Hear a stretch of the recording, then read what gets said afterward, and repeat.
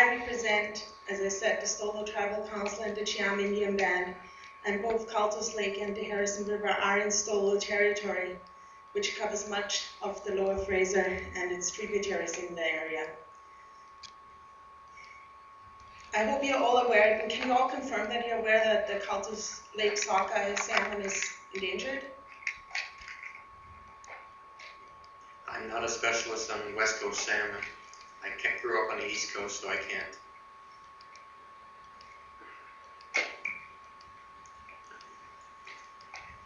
No, I can't comment on that. No, I can't. Dr. Jones, I hope you can. Yes, I am aware. And you're also aware, you might want to stay close to that mic because I'm going to have to ask you a few questions. Or whichever mic works, I don't know. Okay, let's just leave it on.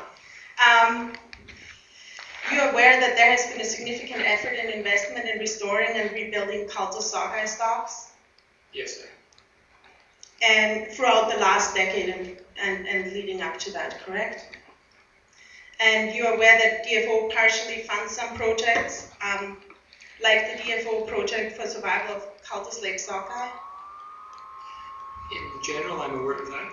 And you're also aware that the Somali First Nation and the Stolo people are partners in this project and have been very actively collaborating in it?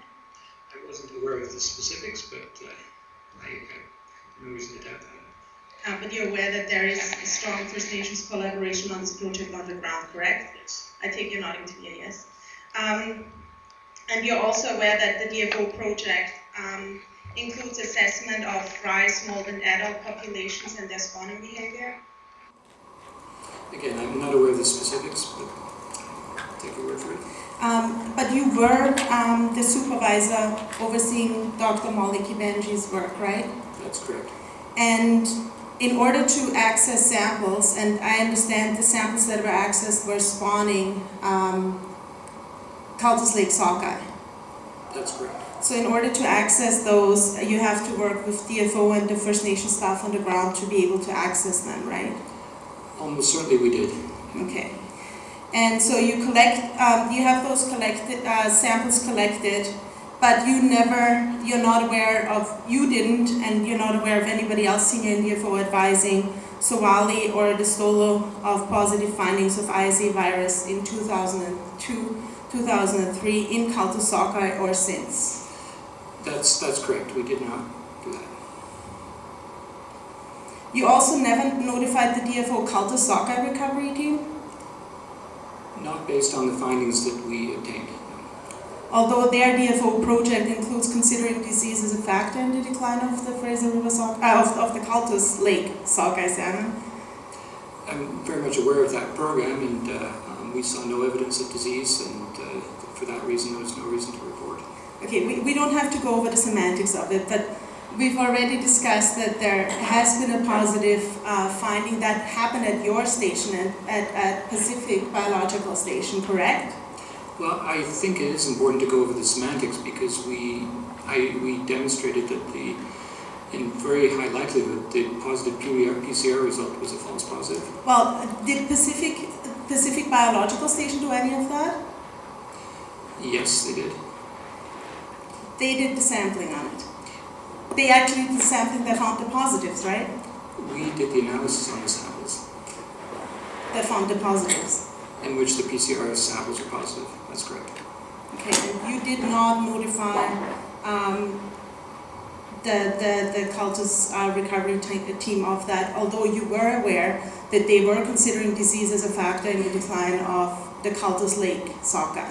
Well, I think it's very important that we distinguish between what we found and disease. We found a PCR positive result.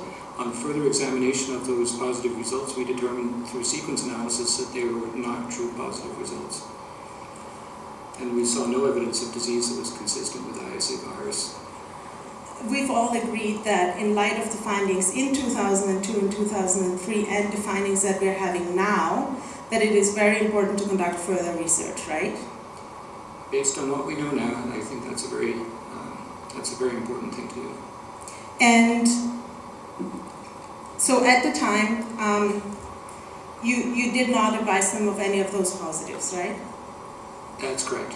And one of the things that you told us is, in your testimony now, is you said you would like to have seen some further research on what was going on with the different assays for ISA virus in the salmon that were sampled in 2002, 2003. Well, it was actually samples that we analyzed in 2003 and 2004, but yes, I think based on what we know now, there's a very good reason, and it's a highly compelling reason to explore exactly what these tests were finding. Was it a deficiency of the diagnostic tests, or with the diagnostic tests that were applied, were they finding something that was ISA-like? We simply don't know. For those reasons, I think it's important to pursue this. You're trying to pull this into today, but I want to stay with then. And you were saying you were a little bit disappointed that none of this happened because this is exactly what you would have liked to have seen happening then, right? You were saying you would have liked to see your collaborators look into what was going on with the different assays at the time, right? Had Dr. Molly Kabigi stayed in the lab, this would have been an important part of the further research she would have conducted, is trying to understand why when we send samples to another laboratory that they come back negative. Why is that? It would be a very important part of the research to explore the inconsistencies in the tests that we're using. Sorry, I don't want to cut you off, but also there were positives that were found at your lab, right? We did find positives at our lab. No, now you never provided such a recommendation at the time.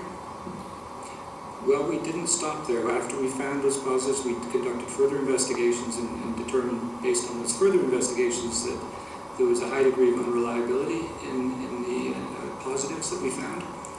But already then you saw an issue with the different assays and the different results coming back from different labs. Mm-hmm. And you were suggesting that one of the things that you would have liked all the collaborators to do, and that actually includes you, Dr. Garver, who was one of the co-authors of the paper, and the two Givenchy, to actually look into what's going on with the assays, because there could be an issue there, right? Well, Dr. Garth Traxler was one of the co-authors of the paper. Oh, sorry. Yeah. Oh, Garth. Sorry. But anyways, you were suggesting that is something you would have liked to have seen, right? As a scientist, I think that's very important. And as a scientist, you never made that recommendation at that time? We did discuss that, but I can't, I have no reason to question what Garth Traxler and the other members of the virology program decided to do. But you didn't follow up on it? I didn't personally know. You're also aware of teams and scientists working on specifically Cultus Lake Sockeye, correct? That's correct. And you never contacted them about the finding at the time? No, because as I said, there was no reason to contact. There was no evidence of disease or no evidence that this should be something worthwhile of following up on. How about contacting them to get some more samples and do some more testing in good scientific tradition to make sure and follow a precautionary approach? Well, that's a possibility. We didn't explore that. You didn't explore that. So you did not get any more samples or do ISAV-related research and work following up from 2003, 2004, you're telling me, until today? No, not since 2004. Okay, I suggest you leave your mic on, but I'm going to open it more to the other panelists because we're fast-forwarding now 9 to 7 years from the Cultus findings. And I'm suggesting an opportunity missed to work on proper testing and doing more research over a period of this time, that to this period now where we have positive samples from the Harrison River, again in Stolo territory, and positive testing for ISAV from two very prestigious labs specialized in the field. Again, you did not notify the Stolo people or the Stolo Tribal Council of the findings?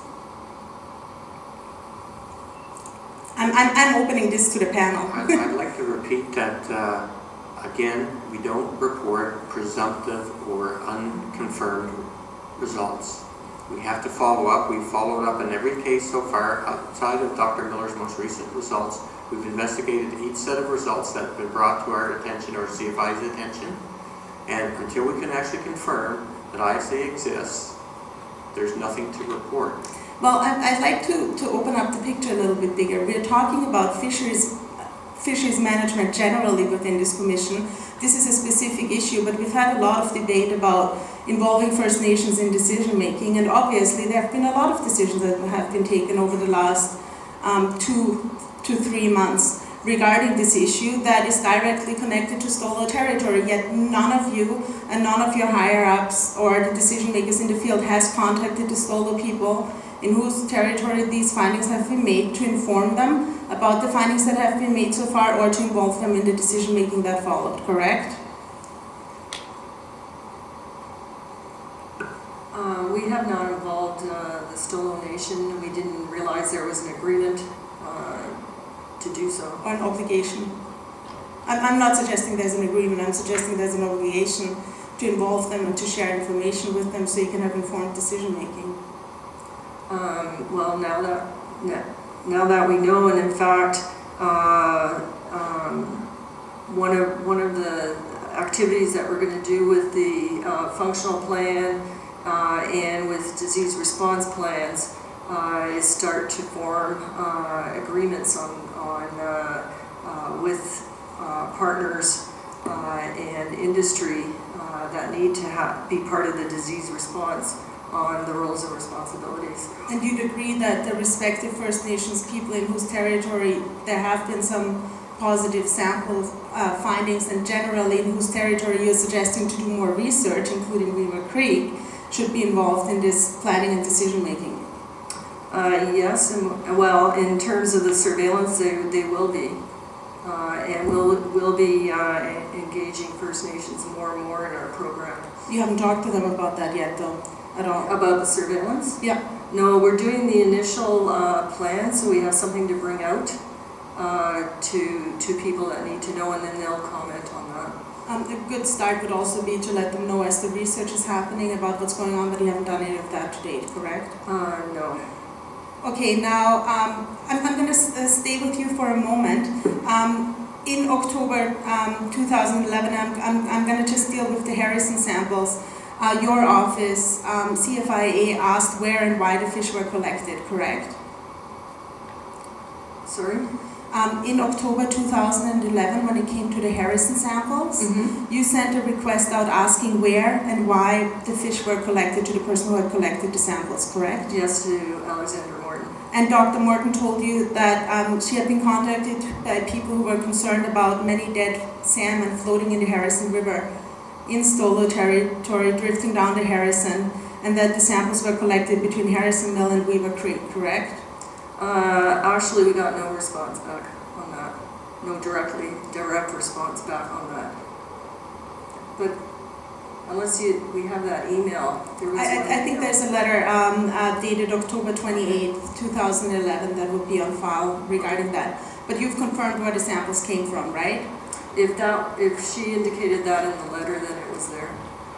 And you're aware that there was a concern about many dead salmon floating down the Harrison River at the time, and that's where the samples were collected, right? That's what they indicated, yeah. Now, that issue of the fish floating down the Harrison River and into the phrase was actually also brought up at the Cohen hearings, and I'm going to put this question more to the DFO witnesses because there was some finger pointing going on at the time regarding our clients, but I take it DFO never advised that there's an alternative fish health related explanation to those floating fish. Are you aware of that? DFO advising that there is an alternative fish health related explanation regarding the floating fish, and you're investigating that? No, I'm not aware of any dialogue on that issue. But that is something you're considering now, right?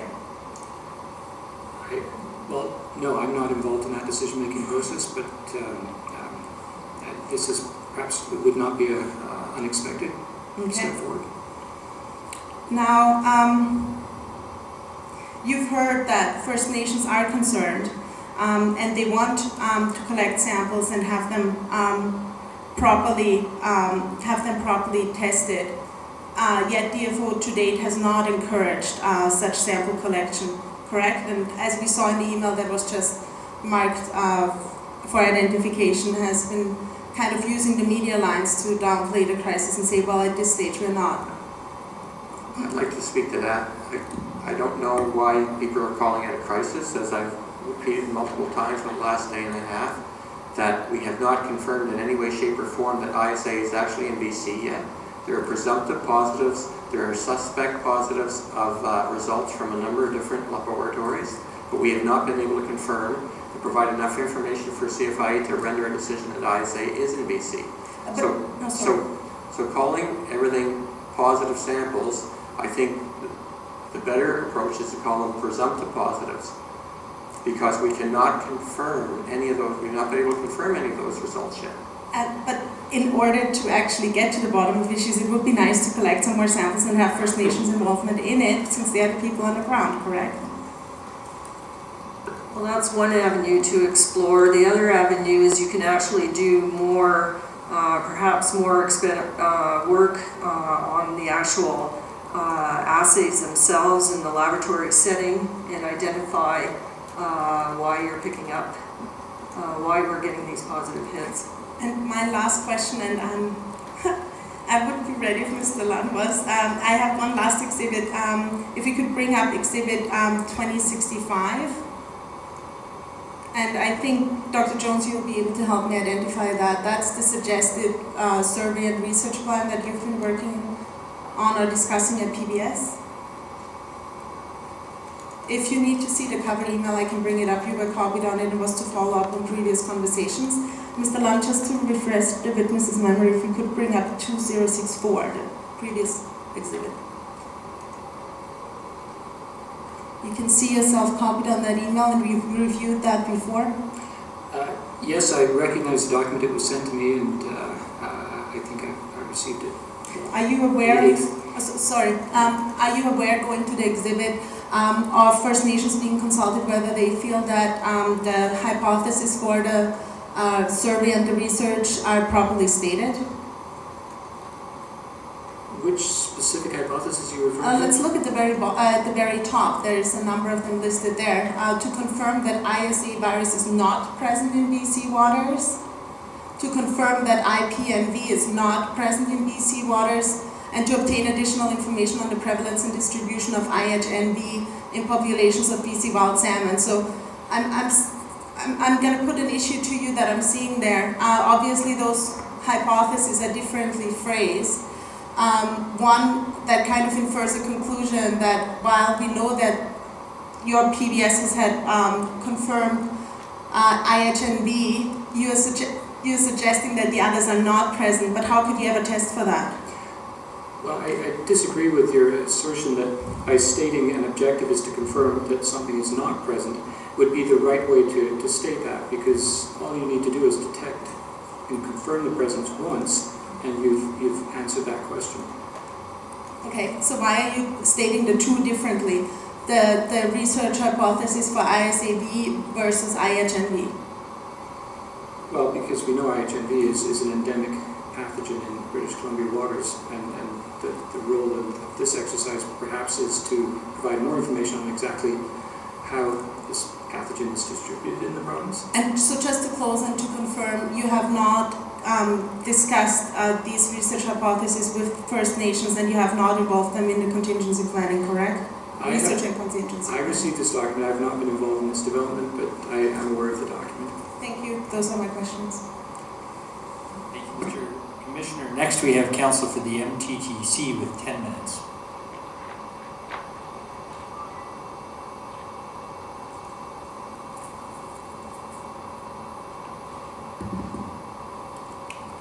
Krista Robertson for the Cheam Tribal Council. So three sort of themes of questionings, starting with you, Dr. Klotins. And this is just to really follow up further on the questions from my friend Ms. Pence.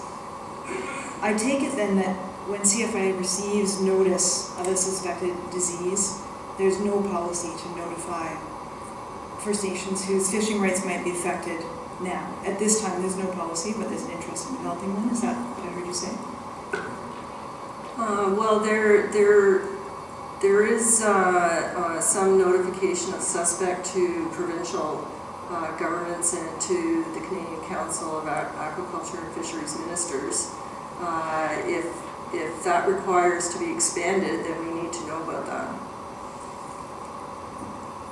So if your notification obligations need to be expanded, then you would be waiting for another agency to advise you of that? Well, no, if we need to, if First Nations are owners of these animals and they have jurisdiction over what happens with them, then we need to include them.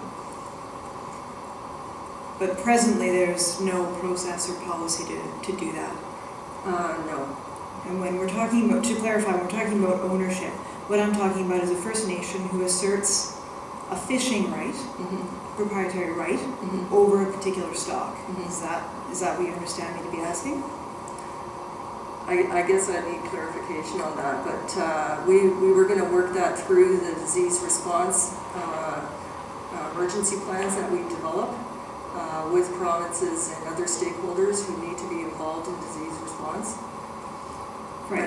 And usually that includes the communication pathway there. And we have not yet engaged in discussion with First Nations. We're putting that plan together. We've just identified at least all the tribes or tribal councils that will be involved, and information will be hopefully going out in the new year. Okay, so that would include, for example, having some kind of mapping system so that you knew which First Nations to communicate with. So for example, with the Dr. Routledge samples, that was the Wikinew First Nation territory. Yeah. So did you have any communication with the Wikinew or any kind of ability to even know which First Nation you should be working with? No, not at that time, but since then we've been working with INAC to get a list of all the tribes, and they will be receiving information, and we'll be asking them if they're interested in the NAP program and working with the CFIA. All right. Mr. Stephen, now you've spoken a lot today about this, not notifying the public until there's preliminary results. Would you be prepared to enter into a protocol with First Nations to notify, for instance, my clients who are residing in the Broughton Archipelago, where there's approximately 30 salmon farms in their territory? If they asked for that, would you be prepared to enter into a protocol with them so they were given early notification about a preliminary finding, as my friend Ms. Schabus says, towards kind of sharing in the management decisions and the responses? I'd certainly be willing to have discussion with CFIA because they are the ones who do the notification. DFO doesn't notify under the health of the National Aquatic Animal Health Program. It's CFIA who does the communication and lead on the investigations of any suspect cases. Right, but DFO would become aware, either through your labs doing testing. I mean, there's many ways that DFO would need to be in the loop when a notification like that happens. And DFO is dealing quite regularly with First Nations on fisheries management issues. Yes, which is why in consultation with CFIA on their proposed surveillance plan, I've asked Dr. Stuart Johnson to engage our Aboriginal policy group and Aboriginal fisheries group to provide input into CFIA with respect to surveillance and other things. All right. Mr. Lynn, could we have exhibit 2139, please?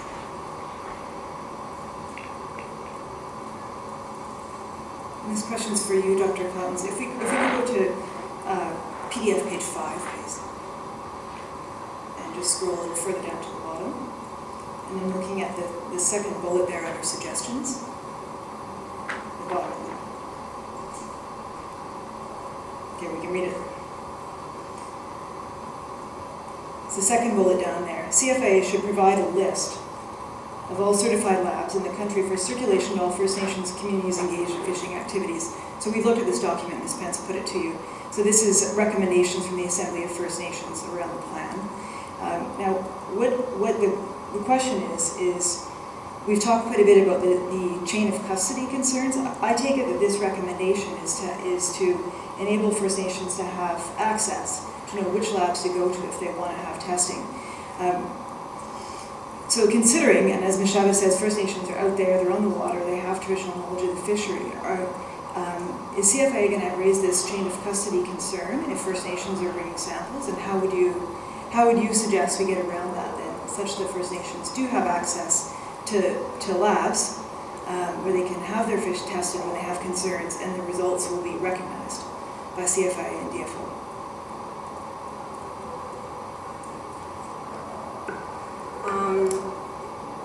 If this is important to the First Nations that we'll be sharing information with and they're interested, then we can develop a program that oversight could be provided. Usually though, it is CFIA that sends samples into our certified laboratories. So it may be that instead of going directly to the laboratory, they may be dealing with the inspectors first out in the region and coming up with a plan and engaging in sending it in. The First Nations may be dealing with the CFIA inspectors? Yeah, we have field staff. So I belong to programs and design the program and report on its performance. And it gets implemented by our operational staff out in the areas. So that would be their first point of contact, not DFO, it should be CFIA in your view? For our regulated diseases, yes. All right, thank you. So moving on to another theme, Mr. Stephen. In the aquaculture hearings, and then just last week, we've heard evidence that in respect of DFO's audit program for salmon farms, the testing agency that DFO uses is the BC Fish Health Lab. Do you understand that to be correct? That's what I understand, but I'm not involved in that program. Okay. Well, I put it to you, that's the evidence. Mr. Lund, if we could call up Exhibit 2120, please.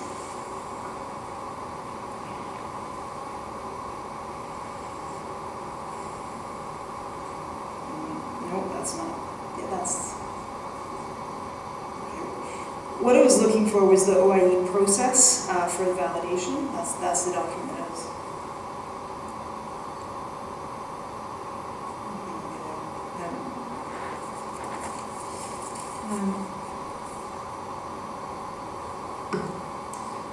But I'll just describe what I have here. It's the, I'm sure you're familiar with it. It's the validation pathway for the NOLS diagnostic test methods for ISA. Exhibit 2000 is our note. Oh, Exhibit 2000, thank you.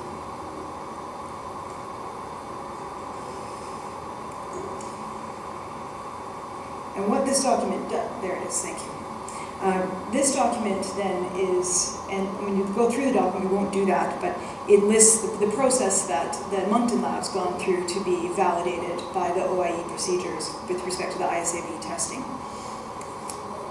And you stated in your evidence earlier that with respect to Dr. Miller's testing, part of the reason your office had difficulty recognizing that is because they're outside, the test that the assay she used was outside that validation process. Is that correct? I think it would be better for Dr. Wright, he's our National Lab Manager, to answer any questions around the validation pathway and testing.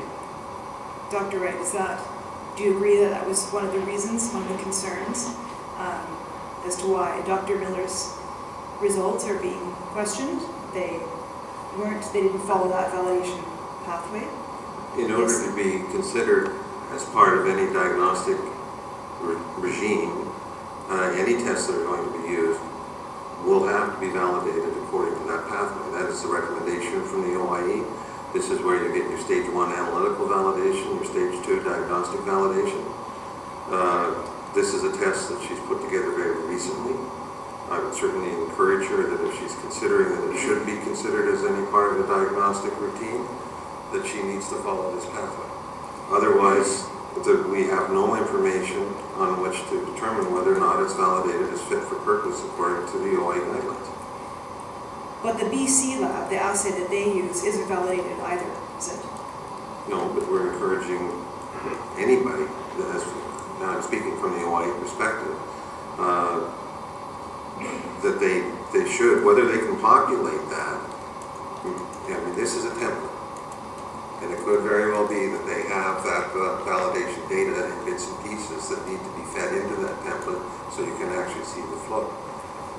Whether they've done it or not, I don't know. But we certainly encourage people to So it is one way, and that when anybody comes in with questions, whether it's a trading partner audit or whether it's a quality audit, that you have all of your evidence in one place, and every year, because it's a quality document, it should be reviewed and updated because it's an ongoing process, and you will be able to add more validation data to it on a year-to-year basis, or more frequently if you want. So it becomes a living document, but at least for the analytical bits and pieces and the diagnostic bits and pieces, if there's a new strain that comes up, the expectation is you will enter that data to show that you can detect that strain. But you have to start somewhere, and especially with new tests. I mean, there are many tests out there in the world, whether terrestrial or aquatic, where you will not find this dossier because many of them have been grandfathered in. They've been used for the last 6 or 7 years. So But if they're ever challenged, they should be able to come up with those criteria and have them fulfilled in that type of document. So are you concerned that at the moment, the lab that DFO relies on to test its auditing samples from salmon farms hasn't been validated in that manner? Now, I'm just going to step in. This is Tara Callan, appearing on behalf of Her Majesty the Queen and Right of the Province of British Columbia. As far as I understand, I think this question is misleading in the sense that there is no evidence that it's not validated. On the contrary, it has been validated.